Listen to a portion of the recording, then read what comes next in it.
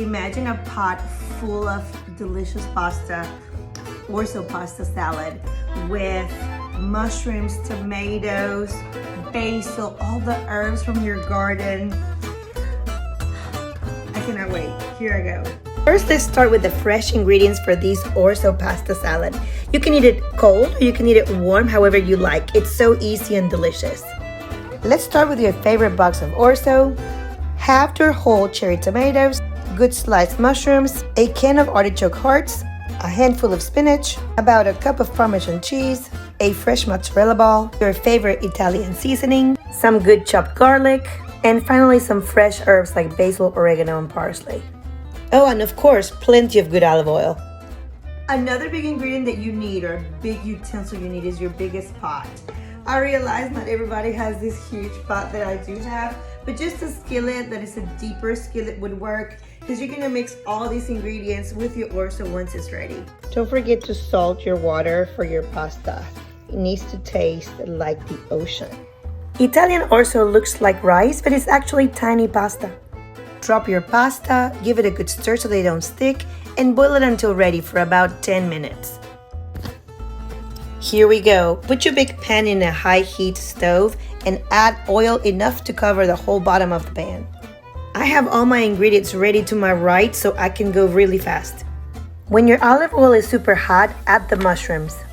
Let them cook for a few minutes until they're kind of browned and add your artichoke hearts. Hear that sizzle? Give them a good stir. Add your chopped tablespoon of garlic. Continue mixing and keep your stove in medium-high heat. Add the half tomatoes or whole tomatoes depending on the size and keep on stirring. Add your 2 teaspoons of your favorite Italian seasoning. Continue stirring constantly until you see that the tomatoes are cooking inside and getting a little soft. Add your chopped spinach and stir until the whole spinach batch is completely cooked. By now your pasta is ready. Give it a good drain, but reserve some of the liquid in a bottom bowl. Add your warm, delicious Orzo to your pan of vegetables. Begin to stir the pasta and your vegetables gently so everything gets coated. Once everything looks delicious and super happy, add your Parmesan cheese. After mixing well, I like to make sure that my pasta is not dry, so I add a little bit of that pasta water that I reserved just to keep it moist. One very important detail is not to overcook the tomatoes. Before serving, add a mixture of all your herbs that you chopped, like the basil, oregano, and parsley to your liking. Don't forget to check the salt and the pepper. We're almost done.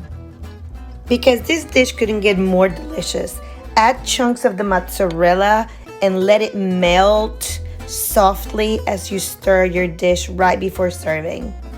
If you could just be here and see it, this is so delicious.